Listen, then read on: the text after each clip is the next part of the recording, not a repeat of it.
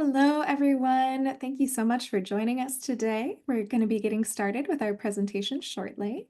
But first, I do have some announcements and some housekeeping information for you all. Some upcoming webinars on Wednesday, March 19th. We have Machine Learning and Natural Language Processing Applications in Injury Surveillance and Prevention, and that will be with Dr. Gaurav Nanda and Purdue University. On Tuesday, May 20th, we're going to have Beyond the Call, Industrial Hygiene Strategies to Protect Emergency Responders with William A. Jetter, PhD, in the University of Cincinnati Education and Research Center. And also note that Dr. Goldsmith will be teaching a course on veterans' health and deployment issues at George Washington University this summer. It'll be offered both in person and online. So if you're interested in learning more, you can reach out to him directly via email and phone, and you can see his contact information on the screen right now. For more webinars and other upcoming events, you can visit us online at coeh.berkeley.edu/webinars. And I'm going to go ahead and put that in the chat. And on behalf of education and research centers throughout the country, it is my absolute pleasure to present our industrial hygiene webinar series.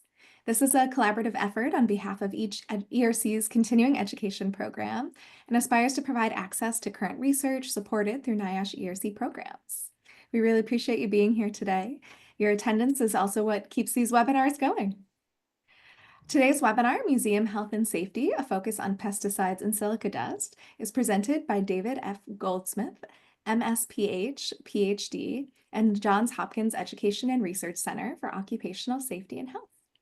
A few housekeeping items. You are going to be muted during the presentation. If you'd like to ask a question, we welcome you to enter it into the online Q&A. We'll save time at the end of the presentation to address as many questions as possible. We'll also have the chat open, so feel free to use that to participate, share resources, and join in the conversation with one another. This presentation is being recorded and will be made available on the Center for Occupational and Environmental Health YouTube page within 5 business days. And all participants who logged in today for the live presentation for the full session will receive an email tomorrow with a link to the evaluation form that will qualify you for a certificate of completion with 1 continuing education contact hour. Once the evaluation is completed, you'll be able to access and print your certificate. And without further ado, it is my absolute pleasure to welcome our presenter today, David F. Goldsmith, MSPH, PhD. Dr. Goldsmith is an occupational and environmental epidemiologist with an academic appointment at George Washington University. He has over 35 years of experience in occupational and environmental and public health. Dr. Goldsmith's current research interests include silica dust health effects, including cancer, silicosis, tuberculosis, autoimmune disease, and kidney ailments, the interaction between smoking and inhaled hazards, countertop exposures and acute silicosis, urban pesticide exposures, repatriated Indian cultural artifacts, breast and ovarian cancers, and other chronic health effects linked with workplace and environmental exposures, as well as risk assessment and risk communication. He teaches graduate courses on veterans' health and deployment hazards and more at George Washington University. Thank you so much for joining us today, Dr. Goldsmith. We're so looking forward to your presentation and look forward to it. Thank you very much. And let me just briefly begin by thanking you, Michelle Beltran, and your colleague, Will Bellamy at COEH, for all of the prep work and things like that. You've made me very, very pleased to be joining all of the folks here at the Northern California EOH Center. I'd also like to welcome all of those from UC Berkeley and Stanford who may be interested in the ACC basketball tournament, which gets to be quite maddening, but we are very happy to have you involved. I also want to say that today, March 11th, is the 5th year anniversary of the announcement in the beginning of the darkness that was COVID, and I'm sure many of you remember this very clearly, as do I. Lastly, I would like to put a pitch in for those, both students and faculty and other professionals who might be interested in submitting an abstract to the International Society for Environmental Epidemiology and the International Society for Exposure Assessment meeting, which is going to be held in the middle of August, but today is one day before the deadline for abstracts. Tomorrow, March 12th, is the deadline for submitting abstracts. And I hope you will go ahead and submit. This is an excellent program. If your abstract is accepted, it will be published in Environmental Health Perspectives. It's a very good journal. So without further ado, I'm going to start. The objectives here for this presentation are to introduce the occupational health community to the needs of museum managers and art conservators. I'm going to focus on silica dust and health issues, and I'm also going to focus on pesticides, specifically addressing the risk from older pesticide chemicals and Native American repatriation activities. I do also want everyone in this audience to know that that it's essential for us to be thinking about the overlap between what people do in museums and what public health professionals do. Museum managers have a responsibility for the objects they display, and they also have a responsibility for the health of the communities who interact with these objects. Those groups include museum employees, volunteers, and the public. And that means we need collectively to stretch our awareness of these overlapping issues to develop mutual skills, to develop and share the responsibilities of what museum conservators address, what industrial hygienists do, what toxicologists, occupational health practitioners, epidemiologists, and public health experts do. And in this sense, we really need to be aware of the fact that there are some sources of very good risk information, including the American Industrial Hygiene Association, OSHA, NIOSH, and ERCs, especially those that have, as is true in California, pesticide health centers and state occupational health programs. So let me now get going on the silica side. And here I do want to acknowledge the collaboration of Dr. Holly Cusack-McVeigh from the University of Indiana, who has worked with me on putting together the materials on the silica side. We want to try and describe the regulatory industrial hygiene settings where there is a clear need for leadership. We need to also share with you what the illnesses are related to silica exposure and other inhaled exposures that may be common in museum settings, and to also touch upon the possible research collaborations with and for museum professionals. And I do want you to think about becoming an advocate for workplace prevention and for the historian, for the workers who have worked in museums and in museum-like settings. So the realities of silica, which I'm going to abbreviate as SiO2, and the health issues are the following. Most of the silica health findings are among men, that is construction workers, stone workers, sandblasting activities, and miners, and many of the common linkages involve daily silica dust exposure without adequate protection, lasting at least 5 to 10 years at a minimum. Thus, documenting exposures, including work in confined spaces, getting fit tested, and thinking about prevention, and that's especially relevant to the high concentration of women staff in museums, is essential for success in this regard. So I'm going to show a couple of photographs to just remind us what we're talking about. Silica dust can be something that takes place when museum buildings are being retrofitted, and when you've got activities that would produce dust. You need to be aware, if this is the case, that each individual municipality will probably have their own dust standards and ways of controlling the release of dust in building activities. Here is a photograph of the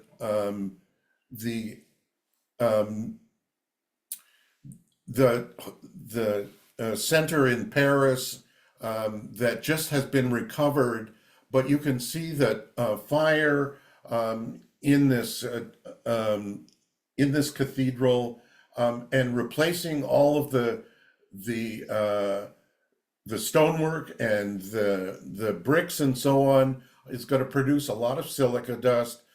You need to be aware of the fact that those workers need to be protected specifically when they clean out these and respond to these sorts of fire and so on.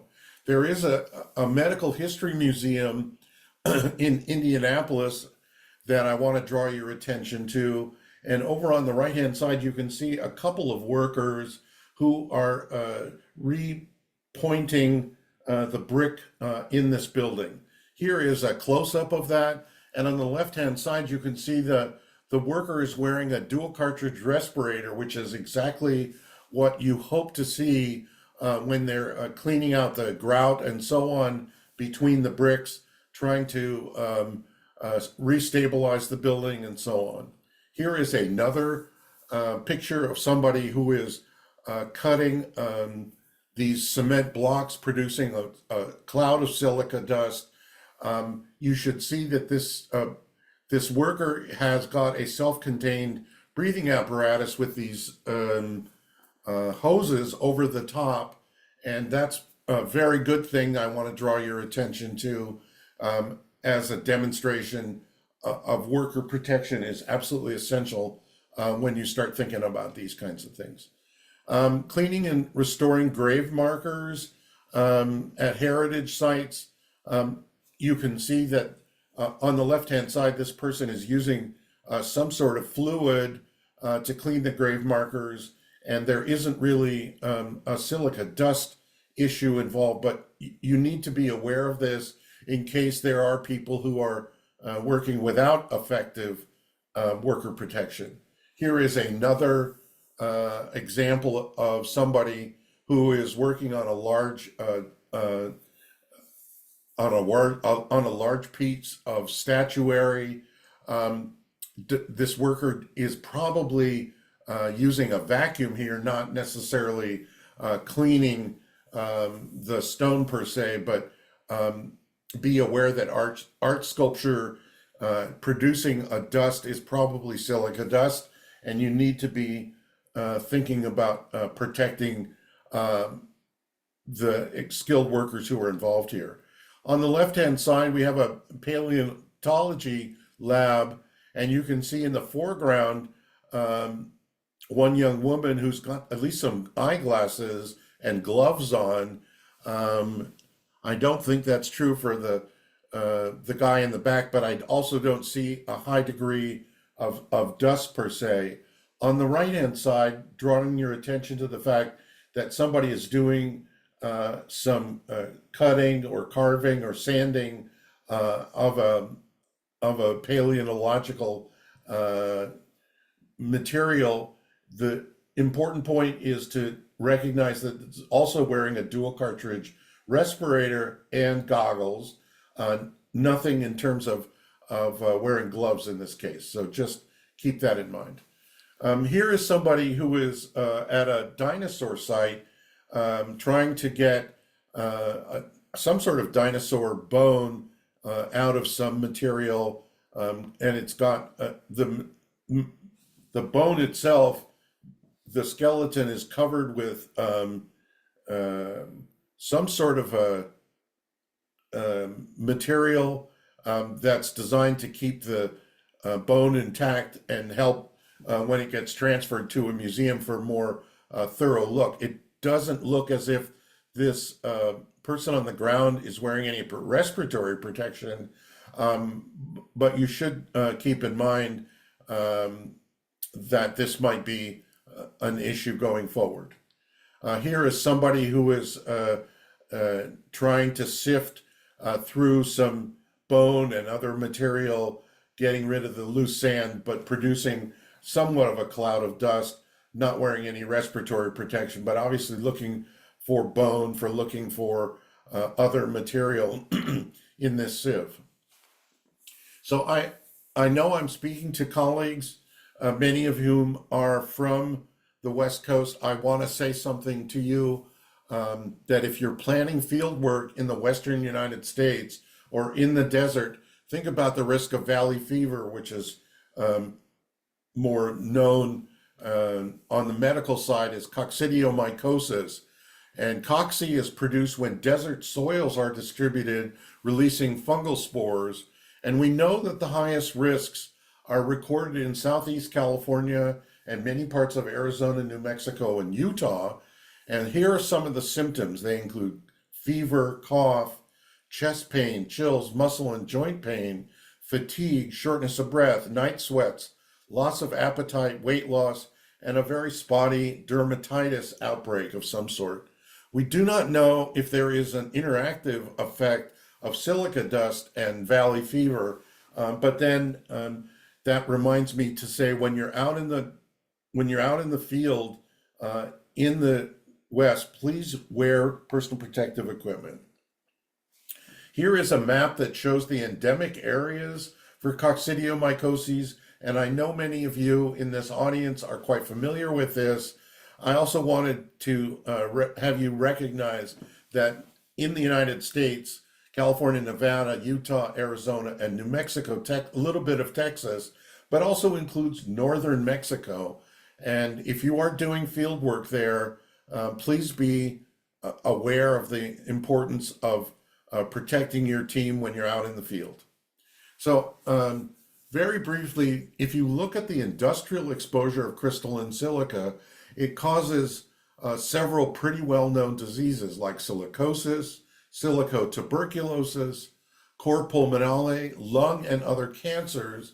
And I have seen estimates of in the neighborhood of 300 deaths per year linked with silica dust. Now, that is a serious underestimate, in my opinion. If you think about silica dust on a worldwide basis, then you think about 100 million plus exposed to silica in mining, coal mining, construction, metallurgy, ceramics, agriculture, sandblasting, and many other things as well. And there's evidence since the mid-1980s that workplace silica leads to increased risk of multiple diseases. And in that context, silica joins smoking and asbestos as what we call multi-potential health hazards.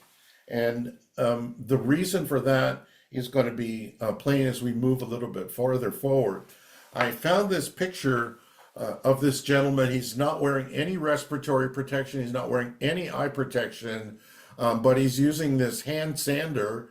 And I think he might be working on, but I'm not sure, on some sort of a countertop, although it could be a surfboard too. Regardless, this is the kind of thing that worries us a great deal, and I'm going to show you why. There is a concern, a very high concern about museum countertop installations with very high silica dust exposure. And that's because we have had severe case reports and studies of employees manufacturing countertops, these high silica countertops from Israel, Spain, Italy, Australia, China, and the US. And I'm going to talk about the US outbreak in just a second. The most recent and worrisome is from Southern California. Almost all of the subjects were Latin immigrant men with severe acute respiratory and autoimmune diseases, including some workers who were seeking lung transplants. This also includes some of these patients having unfortunately died at a very young age. Australia has gone forward, has banned fabricated silica countertop manufacturing, but I've been told by colleagues in Australia that what has happened is that the Australian production side has just switched a lot of their countertop manufacturing to include non-crystalline silica dust, amorphous silica, to replace the crystalline silica. Whether that leads to a reduction in some of the high risk respiratory diseases that were previously seen is yet to be known. I do want to share with you this 2023 paper, and I'm sure that many of you in this audience know the paper by Fazio et al., the authors identified 52 male patients who had silicosis from 2019 to 2022. The interquartile range was 45 with a range in diagnosis from 40 to 49, and only one was a non-Latino immigrant.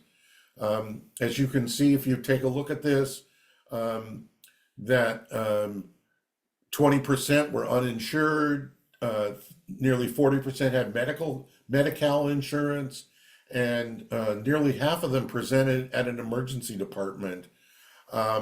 You can take a look at the diagnoses. I know many of you know this. Nearly 40% of these patients had advanced progressive massive fibrosis. That's what PMF stands for, and were severely reduced forced expiratory volume in 1 second. And nearly 20%, 10 out of the 52 were fatal cases. And age of death was 46 with a range from 38 to 51 years. 11 were referred for lung transplants and 3 underwent transplants. There was 1 fatality. The work tenure was approximately 15 years with a range from 10 to 20. And 45% reported the use of water suppression for dust mitigation. And even more discouraging was that nearly half of them continued to actually work as fabricators after being diagnosed with silicosis, which I find just dreadful. And I think that this excellent piece of work, there are other cases in other parts of the country where silica countertops are being made, but we haven't seen in the published literature any kinds of studies that back this up. And I would urge those of you outside of California and other states to seek out information on these younger male Hispanics to see if this is the kind of thing that you find in your community. So here is a way with the 2 green arrows showing you the severe acute silicosis shown on X-ray. This is a photo of one of the patients who is oxygen. He has to stay at home. He has to be supported by oxygen. I don't know what his health status is at the moment, but this is a severe outbreak that we don't know if it's going to come to an end or what actually is going to transpire going forward. So silica dust is a museum hazard that museum professionals must be prepared to grapple with. And in my opinion, they can gain quite a bit from collaboration with people who are on this Zoom call who are from the ERC. Just to restate, silica is going to be a common hazard during archaeology fieldwork. It's essential to protect staff, volunteers, and the public.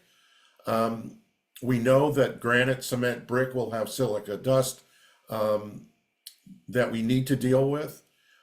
Exterior work involves the public, and there is a need for keeping the dust control there and keeping dust clouds from being released at building sites. Removing or installing in silica countertops at museums or in museum labs requires careful worker protection and staff prevention. There are resources I want to draw your attention to from OSHA, from NIOSH, and from the American Industrial Hygiene Association, focusing on silica dust control and museum health and safety. And you should be aware that there is a nationwide silica dust regulation for construction and general industry set at 50 micrograms per cubic meter of air over an 8-hour workday. So now I want to switch gears a little bit and talk about these older pesticides. And I want to start off by asking, do you know what NAGPRA is?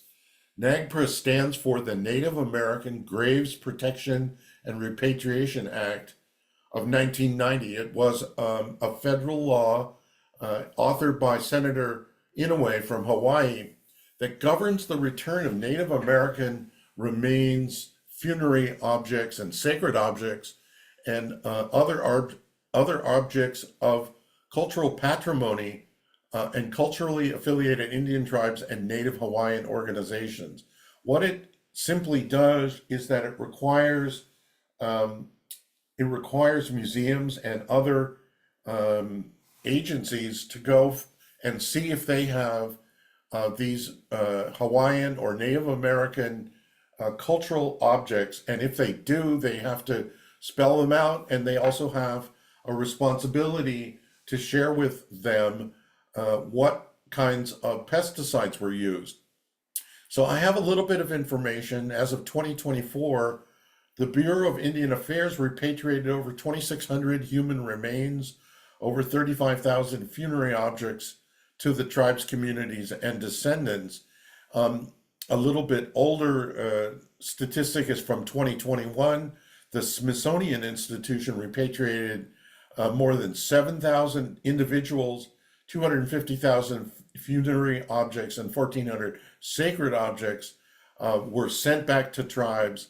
And in each one of these, there has to be a determination, of whether there are these older pesticides on the objects, and if the answer is yes, what they are and what kind of a risk may be involved with that. So here are some of the pest problems that are linked with these cultural objects. They include Native American textiles, clothing, blankets, dolls, specifically Kachina dolls from the Hopi community, hides and headdresses, and masks that include things like feathers, bones, fibers, bark, and wood. These can all be targeted by pests that will ultimately lead to their destruction if not preserved or prevented. And just so you are aware that today's objects within museum collections are frozen to prevent pest infestations. The most worrisome pest threats to textiles include things like clothing moths, carpet beetles, silverfish, rodents, other insects, and not to mention, of course, heat and humidity, which sort of put up a welcome mat to some of these pests and some of these other insects. So here are some of the older pesticides encountered, and I've got in parentheses approximately when they were started to be used. The first one is arsenic trioxide, which was started in about in 1700. Mercuric chloride started in 1830, methyl bromide 1938, DDT in 1942. There are other chemical products, the older products that were used, but I'm just trying to give you an example of some of that. The acute effects, which are related to work with objects treated in confined spaces, include things like headaches, rashes, and some neurological symptoms. Especially be aware of the fact that if people are working with these objects and don't have adequate air supply, this might be a clue as to why these kinds of health effects may occur. With regards to chronic health effects, things like mercury can produce effects on the central nervous system. Kidney can have fetal impacts. Arsenic is an IARC carcinogen for skin and lung. DDT is a probable carcinogen, but again, this requires a long-term exposure, and I'm putting emphasis here, most kinds of museum work is much more confined and certainly not the same as working with these kinds of pesticides on a daily basis. I do want to share with you something that, again, I think many of you probably know, but the National Pesticide Information Center, usually known by their initials NPIC, at Oregon State University, is a very good source for information about these kinds of pesticides, these older pesticides and health effects. And I've got the URL for that in case you need to take a look at it. California, as many of you know, has a strong program on pesticide illnesses that can provide a link with agricultural and industrial pesticide exposures. That's the Pesticide Illness Surveillance Program. This may not detect museum-linked illnesses because it's not a place where, if you will, pesticides are being applied de novo. I also want to mention Roberts and Riegert in 2013 published a sixth edition of the Recognition and Management of Pesticide Illnesses, and I am aware that there is a new edition, the seventh edition, that's maybe coming out in 2025. However, if it's being published by the EPA, I'm not totally sure about that with the current administration. I also wanted you to be aware that there is a place to get museum pest information, and that's here at the https://museumpests.net. So, pesticide contamination of cultural heritage collections, what are the human health risks? And in this sense, I must start by telling you about the leadership of Dr. Nancy Odegaard, who I understand has recently left her position at the Arizona State Museum, but she has been a significant leader in this field. And she and others have been aware for some time that NAGPRA-related health issues come about because of the involvement of working with objects that have been treated with these older pesticides, and they do involve symptoms, medical symptoms that we talked about here, but it's important to recognize that getting an accurate diagnosis and understanding the problem cannot really move forward without good testing and sampling of the object itself, the returned artifact that we're talking about. So how do we do that? We need to gather and compile history of the museum pesticide use, look at labels, marks on specimens, see if there's any powder or crystalline residues, and see if there are any odors. And we should try and see if there might be old containers or bags used to hold on to or store these kinds of pesticides.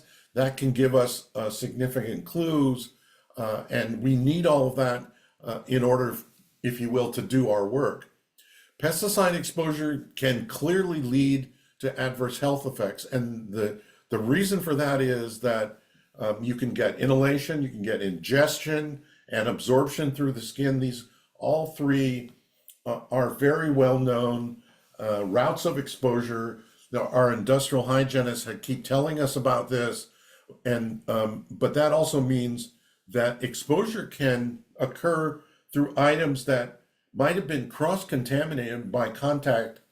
Contaminants are present in storage areas without some people knowing about it, and it's important that the use of protective PPE be in place when handling vessels or handling these older returned artifacts when you have food and beverages around them. You need to be aware of the fact that toxic metal pesticides can be persistent, including, as I mentioned, arsenic, mercury, lead, copper, and chrome. Those are all kinds of these older pesticide chemicals that were used historically to treat some of these artifacts. So prevention is the best means of controlling pesticide exposure, and I'm certain that that's something that everybody on this call learned the first day they got involved in this issue in public health. Prevention is always the best way of dealing with these kinds of things. And so what does that mean? Recognize that what the risks are and identify the risk, identify the people who are at risk, evaluate the extent of the risk by taking a past history, and evaluate the existing control measures, determine the risk rating, and that's a simple way of thinking about the severity of injury and the likelihood of danger. Again, that's why it's important to put into place wearing of gloves, wearing of eye gear, and face masks and things like that.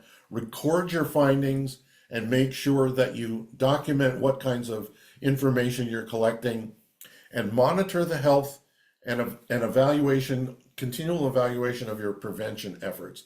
These are things that I know everyone in this audience has been exposed to and feels as certain as I do that they pay off. So here's some recommendations for handling contaminated artifacts. One, unless you can confirm that an object is safe, and you really can't do that until you actually measure the specific item itself, you should handle all museum objects as though they were treated with toxic compounds. That means until confirmed, it is not advisable to place objects in open or non-enclosed exhibit cases, to utilize objects in hands-on interpretation programs, to wear or perform ceremonies with objects, to place objects near food, to examine potentially contaminated objects in well-ventilated, that is a laboratory setting, and it may be advisable to use a fume hood and to absolutely avoid small rooms or closets that are not well ventilated. So handling contaminated artifacts, this requires us to be aware of the fact that we want to have as little actual handling as possible. Try to use stands or mounts or storage containers and not wind up moving them from counter to counter. Strongly recommend the use of personal protective equipment, and it's advisable to consider the following: disposable gloves, as I mentioned, disposable N95 respirators or dual face cartridge respirators, protective aprons, smock or a lab coat, and eye goggles or eye protection. I mean, again, using some common sense here, working in a lab, we want to try and make sure that we take as much precautionary protection as we can. So handling contaminated artifacts, always dispose or care of this protective equipment properly. Do not reuse disposable items. Make sure that you and your staff always wash your hands after you've handled objects, especially before eating and drinking, and report and document these health irregularities that occur after examining or handling any of these contaminated artifacts. So I just wanted you also to be aware that you could use these test kits or spot test them to determine the presence or absence of pesticide chemicals. You want to read the test kit or paper instructions prior to running the test. Make sure you use fresh reagents. Hold the test papers with tweezers, not with hands. Work in well-ventilated areas and test samples along with known positive and negative controls. Keep in mind that it's going to be important to document the chain of custody that you've used in terms of understanding where these objects came from and where they're going next after they leave your supervision. Make written notes, prepare for proper disposal of test reagents and so on. Maintain safety data sheets for all chemicals that you're using. And again, I know when I'm speaking to this audience that you have a lot of experience with this, but I'm restating it. I did want to also briefly say that here is a place where you could use X-ray spectrometer to give you some specific information about the concentrations that you might find for some of these pesticide chemicals, looking at the sample and trying to see if you can make some sense about small fibers that may have been given off, what they might contain, and so on. And I do have a little bit of information here about using the X-ray diffraction devices, provide safety training for all of your staff, use calibration, develop and use of testing protocols, make sure you're interpreting the instrument and the data correctly. Make sure that if you do see a high concentration of something, let's say like arsenic or other kinds of known hazards, that you have a way of being able to communicate that and containment strategies and so on, so that you can provide an appropriate report on these cultural artifacts. And I do want to make sure that I say this out loud as clearly as I can, that care is needed in the return of Native American ceremonial items, and the reason for that is as follows. These returned artifacts are likely to have major cultural or religious significance to the Native American community you are working in collaboration with. Regardless of what the toxicity level is found, tribal recipients decide their fate. That is to say, even if your report shows very low contamination or very low of these older pesticides, it's the tribes who have the decision at the end of the line. It's our public health role to frame the risk, but keep in mind that adolescents, women, and mothers may handle the artifacts as well, of course, as young men during their reintroduction. That is, reintroduction to add them to ceremonies that the tribes may undertake and so on. But I do want to share with you one example. I am aware that the Hopi community has decided not to return kachina dolls to their ceremonies, but have them all stored, not displayed, at the Museum of Northern Arizona. What I mean by that is that they have decided as a community, even after the repatriation process that they may have gone through at Smithsonian or other museums, that they are not going to bring the kachina dolls back to the Hopi community and not reintroduce them to religious ceremonies that the Hopi tribe uses as part of their daily life. So I want to come back to something. Again, I know you all have seen this before. This is thinking about museum hazard controls from the perspective of someone who is trained in industrial hygiene. The hierarchy of controls is that you want to eliminate the hazards or substitute a less toxic hazard for something that is known to be toxic. You want to put into place engineering controls or administrative controls. And lastly, use personal protective equipment for the staff or the workers who handle either silica related problems or returning artifacts and pesticide problems.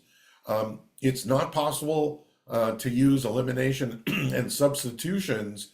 It is possible to use engineering controls, and in so doing, keep the staff and your workers from getting exposed to these hazards. But it is difficult to do this when you're out in the field, obviously. So that's the reason for wearing PPE and making your staff aware of the seriousness that you approach these kinds of hazards. So let's come to the end here and ask where next and what kinds of conclusions. There are approximately 11,000 museums in the United States. And as I looked at it, getting some data, there are over 131,000 people earning more than 16 billion for the dollars annually, having assets. The museums have assets of nearly $100 billion. And many of you know, and perhaps I've worked with organizations like the Smithsonian Institution in DC, the Metropolitan Museum of Art, the Art Institute of Chicago, National Gallery of Art, the Getty Museum in Los Angeles, the Museum of Modern Art. They earn the majority of revenues in the nonprofit museum world. There is clearly a market for these kinds of museum quality artifacts that we talked about, but it's still important for staff that might handle these to be aware of these hazards and to be trained in this regard. Having said that, there's clearly a need for better cross-disciplinary health and safety training, especially focused on repatriation issues. And in my opinion, the ERCs can be a very serious and collaborative source in collaboration with museum training programs that can be instrumental in meeting this need. And in this sense, the ERCs really need to reach out to museum programs and see where there are opportunities for cross-disciplinary training. I also believe that more research is needed to assess the health of staff, especially those who may have been involved in conservation activities for, let's say, more than 5 to 10 or 15 years. And I invite you all in this audience to join in our efforts. And in that context, I do want to thank you all for your attention. And I would be very happy if you've got questions. Let's go from here. Amazing. Thank you so much for your presentation. Yes, we do have time for questions. I do see some questions already in the chat in the Q&A that we can get started with.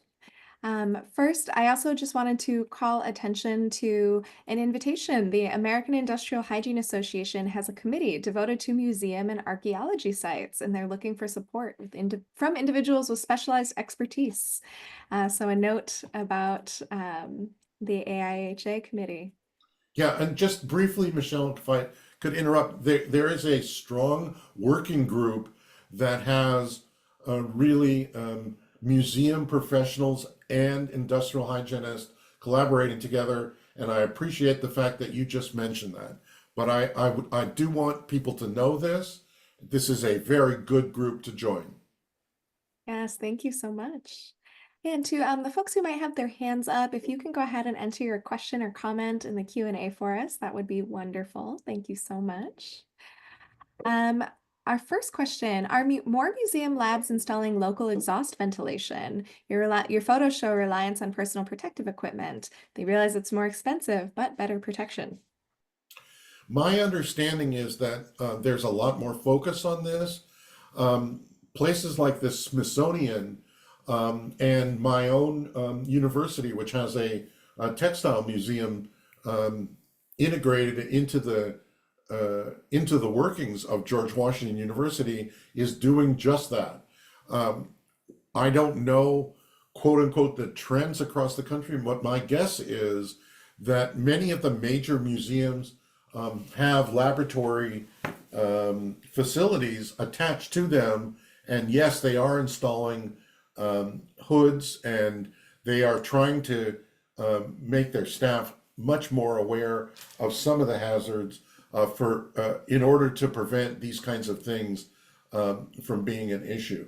But the one point I do want to emphasize again is that there is a much higher fraction of women professionals in the museum field than in the silica dust field or in the pesticide field. And it's important to recognize that health data have tended to be collected on men, not on women. And we need to expand that to be much more full in our understanding of these issues. Thank you so much.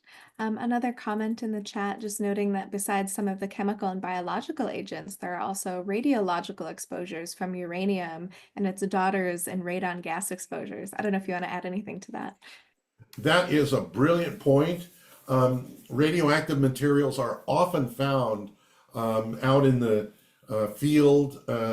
At the same time, you have high silica exposures. It's part of and it is something that people need to be aware of. I think that's an excellent point. Thank you so much. Another question, have any studies identified chemicals, for example, metals, which are naturally occurring, i.e. coloring that has metals that were used in producing the object versus what was used to preserve the object? That is an outstanding question. I do not know the answer. And if the person would send me an email, I will try and see what I can find out about that. But that is just a dynamite question. I should be able to find something out about it, but I don't know now. Great, thank you. And as a reminder, can you put your email in the chat for us, or that way, Yeah. folks, I was going to type it in and then I realized that it's not on the screen anymore. So maybe if you want to go back to your welcome slide, or if we put it in the chat, that would be Sure. great. Thank you. Awesome. Another question. Actually, I'll let you do that first and then we'll do our next question.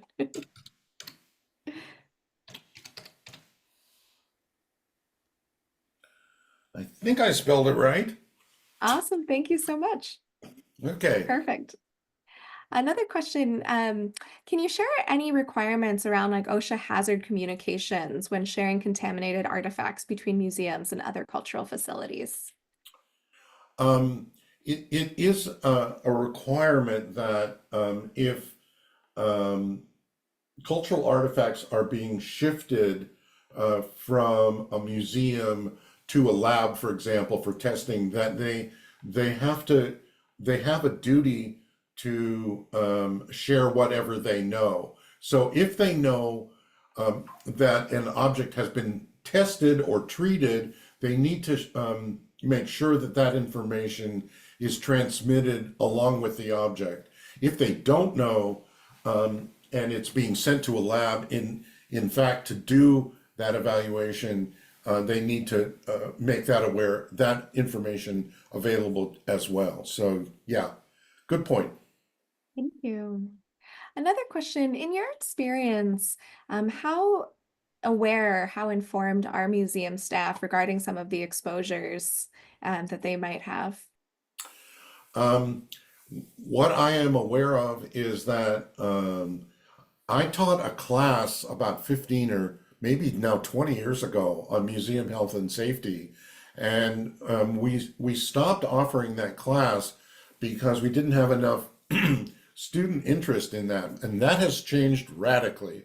And in great deal, that has to do with the AIHA working group to make industrial hygienists and the public health community aware of some of the museum health issues, and it's also the museum health staff through their concerns, through the fact that they've been through training activities, and they recognize that they need to have more information in these regards that is filtering up through their management, and we have a much greater awareness of this than we did 15 years ago. That is for sure.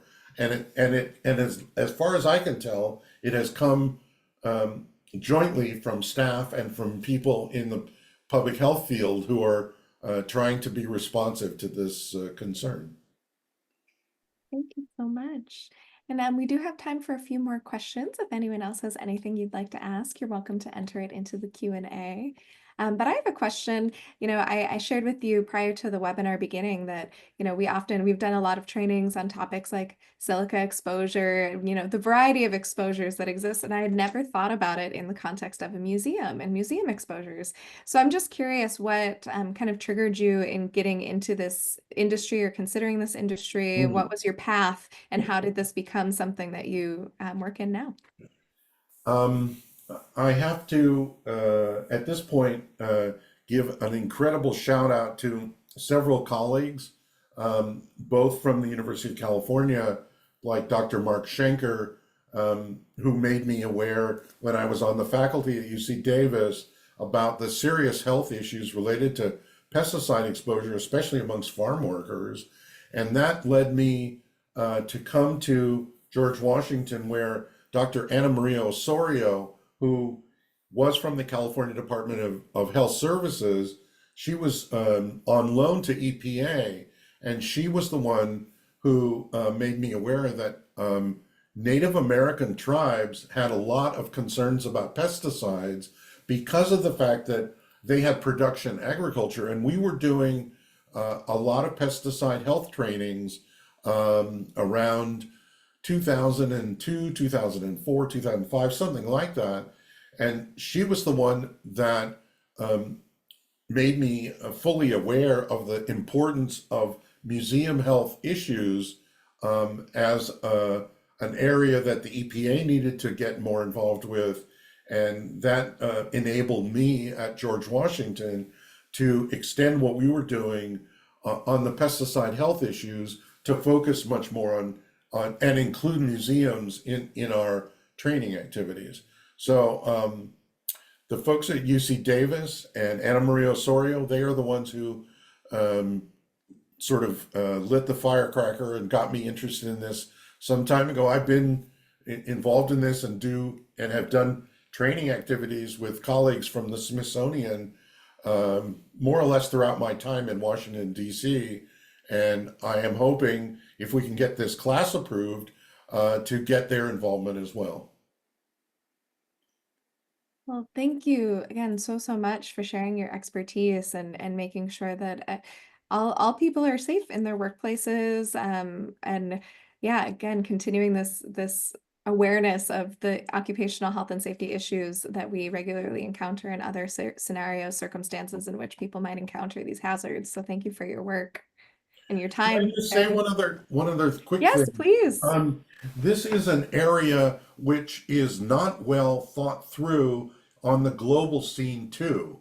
In other words, training here in the States can have enormous benefits for other museum professionals and people who do a lot of field work. And I strongly urge people in the audience, if they have um, outside the US and outside of US and Canada, opportunities to think about this. This is an area that really does need this kind of skill. And I think on the global scene, this is an area that could grow as well as it has in the last 10, 15 years in the United States. Thank you so much. We actually did have one more question come in, so I'm going to go ahead and ask it since we've got time. Is it standard issue for the basement of a museum to have at least one workstation with a fume hood? I don't know that, but I'm assuming that um, for all of the large organizations that I spoke about in my talk, they should have some sort of hooded area where they can work effectively and make sure that the airflow is away from breathing zones and so on, in order to make sure that staff are protected. But I don't, smaller museums will not probably have that simply because it requires a good amount of capital to have to set up a hood to make sure that it's exhausted correctly and so on. That makes the activities that are much more common, let's say in industrial hygiene or toxicology activities, be an ideal place to develop protocols and skills that could be used in museums. Well, thank you again so much, Dr. Goldsmith, for sharing your expertise with us and your work in this area. Thank you to everyone who joined us for today's webinar. Again, you can check out our website for more information and to register for other upcoming webinars. This session has been recorded and will be available within the next 5 business days. And thank you all so much. I hope you have a wonderful rest of your day. Thank you.